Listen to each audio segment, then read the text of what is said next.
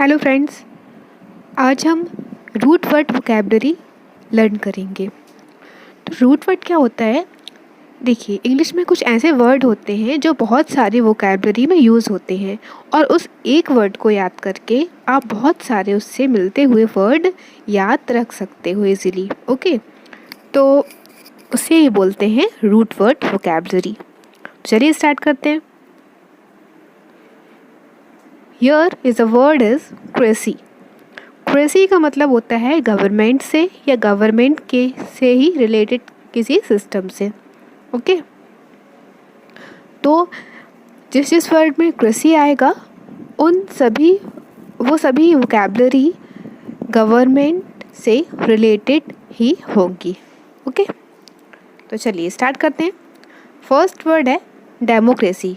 तो डेमोक्रेट मतलब होता है एक ऐसी गवर्नमेंट जिसको लोगों का सपोर्ट मिला हो। ओके, लोगों का सपोर्ट मिला हो या लोगों के द्वारा चुनी हुई गवर्नमेंट, उसको बोलते हैं डेमोक्रेट।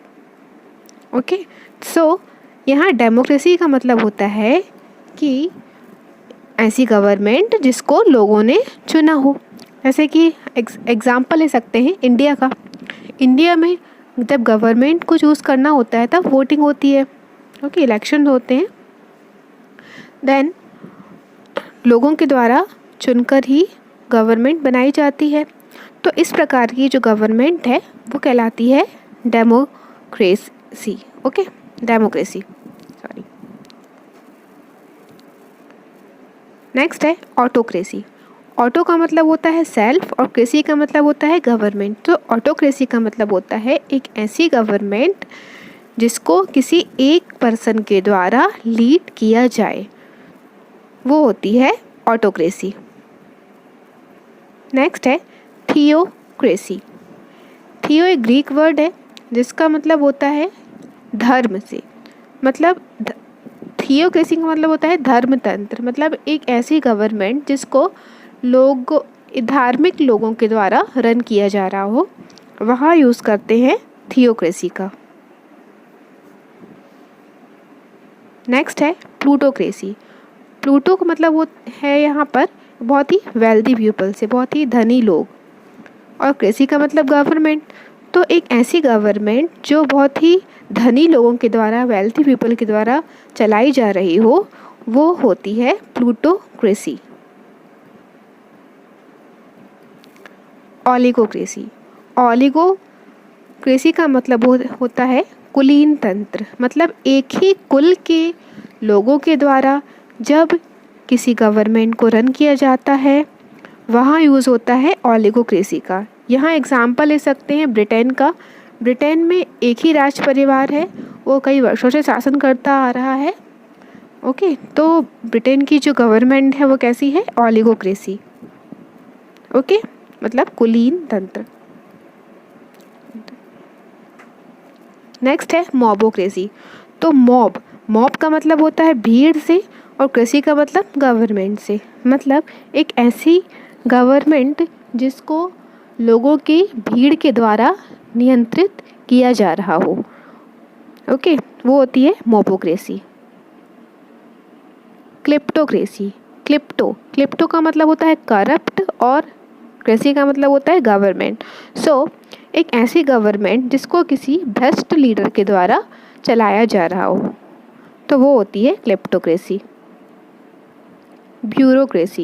ब्यूरोक्रेसी का मतलब गवर्नमेंट के ही कुछ ऑफिशियल्स हैं जो बहुत ही ऊंची पोस्ट पे हैं, उन्हीं के द्वारा गवर्नमेंट का एक सिस्टम चलाया जाता है, उसको हम बोलते हैं ब्यूरोक्रेसी।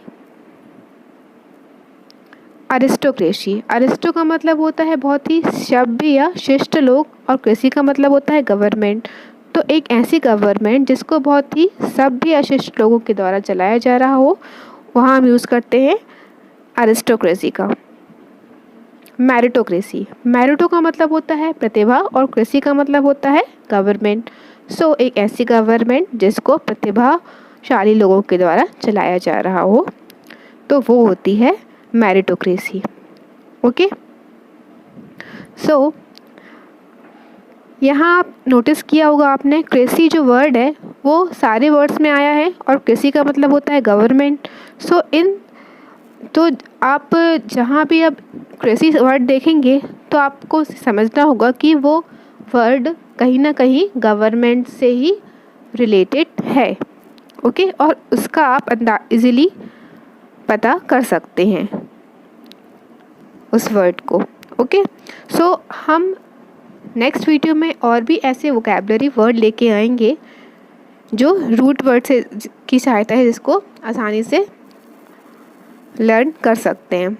ओके, तो अगर आपको वीडियो अच्छा लगा तो प्लीज़ लाइक कीजिए, चैनल को सब्सक्राइब कीजिए एंड कमेंट कीजिए। कुछ एडवाइस देनी हो तो प्लीज़ कमेंट कीजिए। Okay, thank you so much, have a nice day.